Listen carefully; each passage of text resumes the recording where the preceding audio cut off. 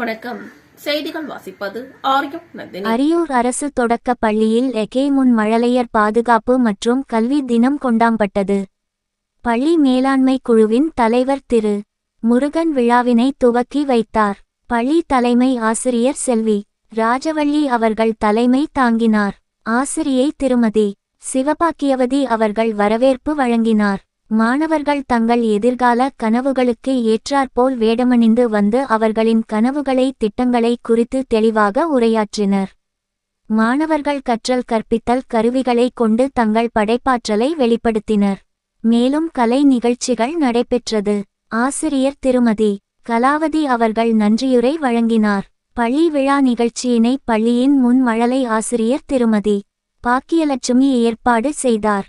இவ்விழாவில் பள்ளியின் அனைத்து ஆசிரியைகளும் பள்ளி மேலாண்மை குழு உறுப்பினர்கள் மற்றும் பெற்றோர்கள் அனைவரும் கலந்து கொண்டு விழாவினை சிறப்பித்தனர்.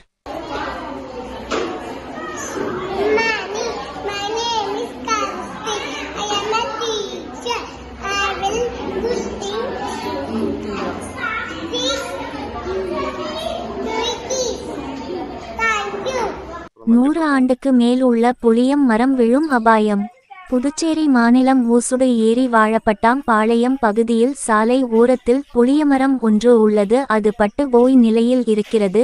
இந்த மரம் விழுந்தால் சாலையில் நடமாட்டும் பள்ளிக்கு செல்லும் மாணவர்கள் மீது விழுந்தால் உயிருக்கு விபத்து ஏற்படும் அபாயம். மேலும் மரத்தை சுற்றி உள்ள வீடுகளிலும் சேதம் ஏற்படும். அப்பகுதி மக்கள் ஊர் பஞ்சாயத்து தலைவரிடம் கம்ப்ளைண்ட் கொடுத்துள்ளார்கள். இதுவரை மரம் எடுக்கவில்லை.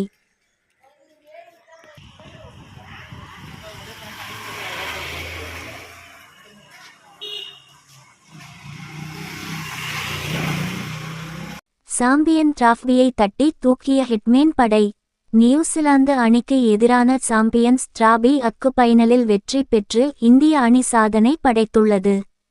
முதலில் பேட்டிங் செய்த நியூசிலாந்து அணி 50 ஓவர்களில் 7 விக்கெட்டுகளை இழந்து 251 ரன்கள் எடுத்தது. இதையடுத்து களமிறங்கிய இந்திய அணி இலக்கை எட்டிப்பிடித்து வாகை சூட்டியுள்ளது. இதன் மூலம் ஃபைனலில் 25 ஆண்டுகளுக்கு பிறகு நியூசி அணியை வீழ்த்தி இந்தியா வரலாறு படைத்துள்ளது. இத்துடன் செய்திகள் முடிவடைந்தன. இனி செய்திகள் நாளை தொடரும். உங்களிடமிருந்து விடைபெறும் மனித உரிமைகள் மீட்பு செய்தியாளர் ஆரியம் நந்தினி. செய்திகளை உடனுக்குடன் தெரிந்து கொள்ள மனித உரிமைகள் மீட்பு சேனலை சப்ஸ்கிரைப் பண்ணவும், பெல் ஐகான் கிளிக் பண்ணி ஆல் கிளிக் பண்ணவும். நன்றி, வணக்கம்.